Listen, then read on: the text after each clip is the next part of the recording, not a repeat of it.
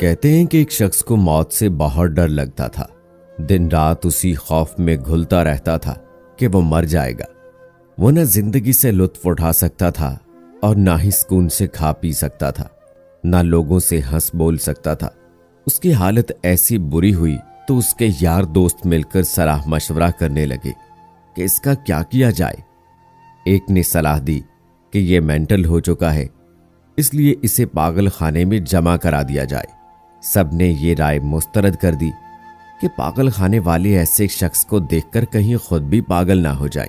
دوسرا دوست چرسی تھا جو اپنے سارے غم دھوئیں میں اڑانے کا قائل تھا.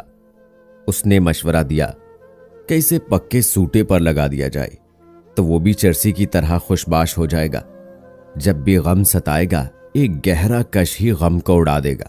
سب نے اس مشورے کو بھی اچھا نہ جانا کہ پھر وہ ہر ایک سے نشے کے لیے پیسے مانگتا پھرے گا اور تھانے میں اس کی ضمانتیں بھر بھر کر سب تنگ پڑ جائیں گے. تیسرے نے مشورہ دیا کہ اسے روحانیت کا راستہ دکھایا جائے کیونکہ یہ روحانی مرض ہے اور اس کا روحانی علاج ہی شفا دے گا.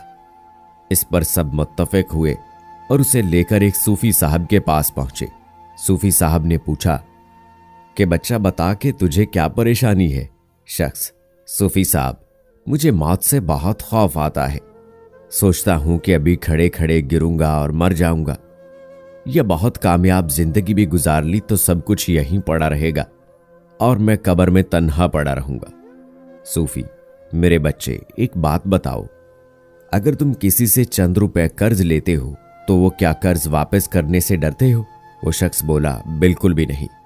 قرض تو لیا ہی اس لیے جاتا ہے کہ واپس کیا جائے، لیکن اس بات کا موت سے کیا تعلق ہے؟ صوفی نے زمین سے مٹھی بھر خاک اٹھائی اور کہنے لگا کہ تم اس خاک سے اٹھے ہو اور خاک کو یہ قرض ایک دن واپس ہونا ہی ہے.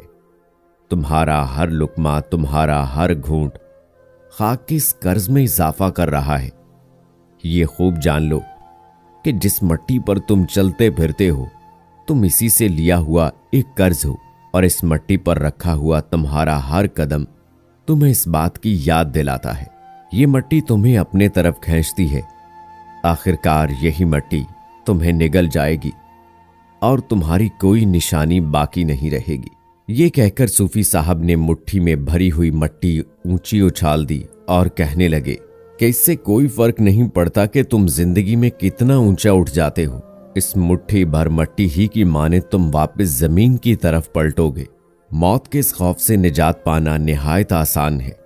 اپنی زندگی کو تحفہ خداوندی سمجھو، اپنے جسم کو اپنی ملکیت سمجھنا چھوڑ دو. بس یہی سمجھو کہ یہ جسم تمہیں ادھار ملا ہے اور تمہیں یہ معلوم نہیں ہے کہ کتنی مدت کے بعد تم نے اس ادھار کے جسم کو لوٹانا ہے. سو ادھار واپس کرنے پر کس چیز کا خوف ہے؟ خدا کا شکر ادا کرو کہ اس نے تمہیں اتنی خوبصورت چیز استعمال کے لیے دی ہے اور اپنی نعمت تم پر تمام کی ہے. سو خوف مت کرو، خدا کا شکر ادا کرو. وہ شخص اس بارے میں جتنا سوچتا اتنا ہی خدا کا شکر گزار ہوتا، اور اس طرح اس نے موت کے خوف سے نجات پا لی. جو لوگ زندگی کی نعمتوں پر خدا کا شکر ادا کرتے ہیں اور دوسروں کو ان نعمتوں میں شریک کرتے ہیں، ان کو خدا کی طرف واپس پلٹنے میں خوف نہیں آتا.